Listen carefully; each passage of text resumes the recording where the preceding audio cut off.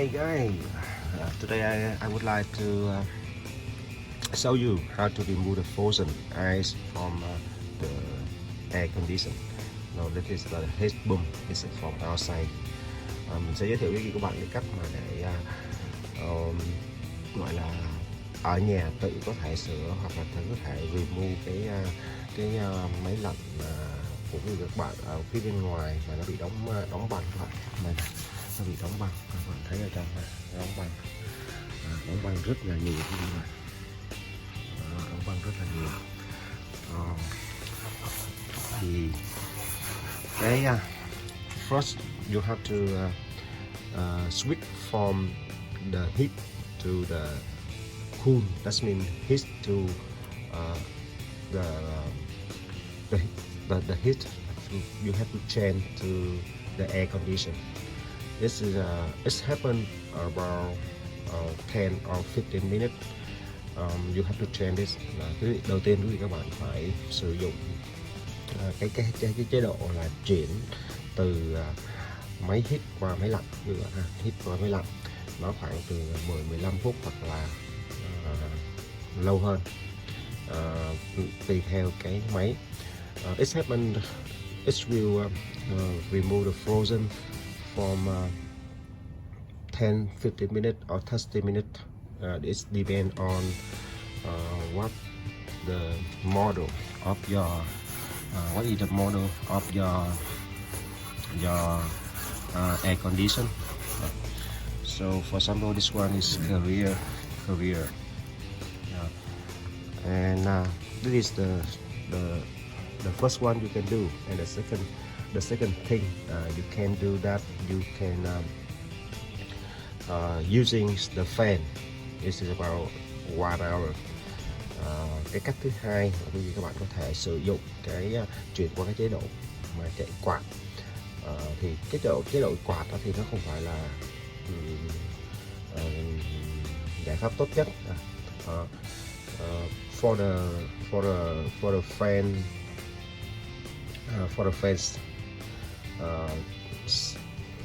I think when you are changing, we turn on the fan, and it's around 1 hour. It's not the best solution, but you can do this way. And the big thing when you are noted that okay, you don't use any device to put this one.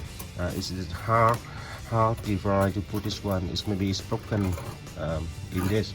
So, or something to remove this, so you don't need to do that. And mọi người lưu ý là không có nên dùng cái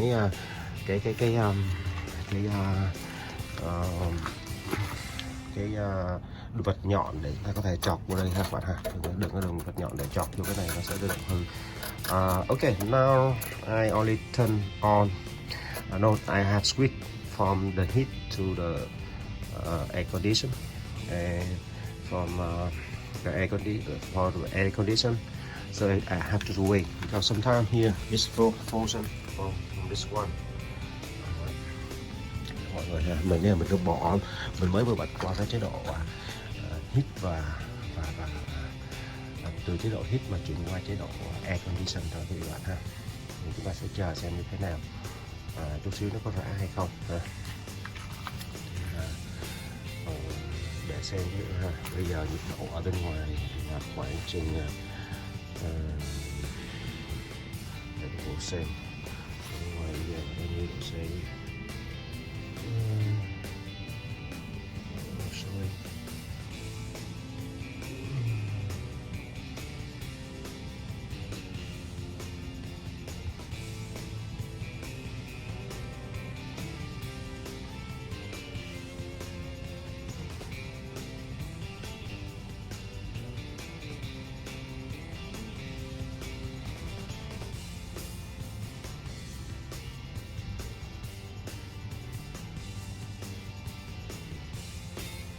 Now it says 40 degrees.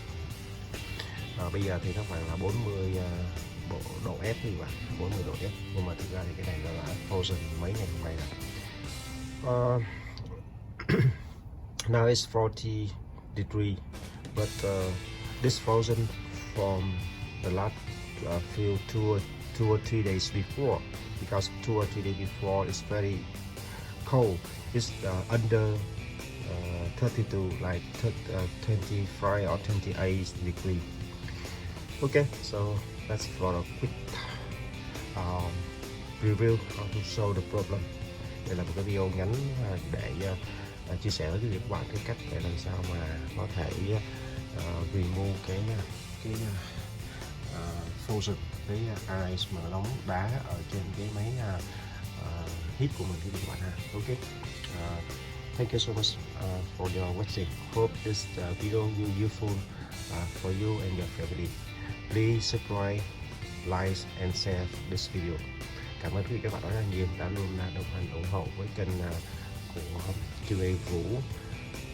Hy vọng là đây là một trong những cái kinh nghiệm nhỏ để có thể giúp tất cả các bạn có thể giải quyết được vấn đề. Nhưng mà cách quan trọng là các bạn hãy call the technician.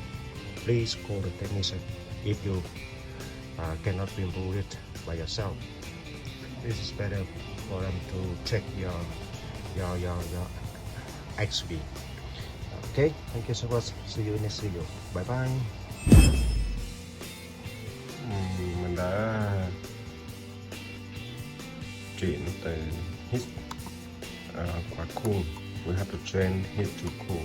So outside is 46 degree and inside is 17. So I have to lower it is 69.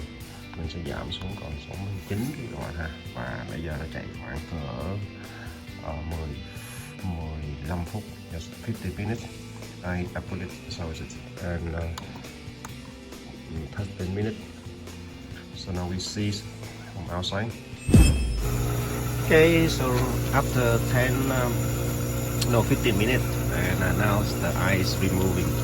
So you can pull it out. Yeah.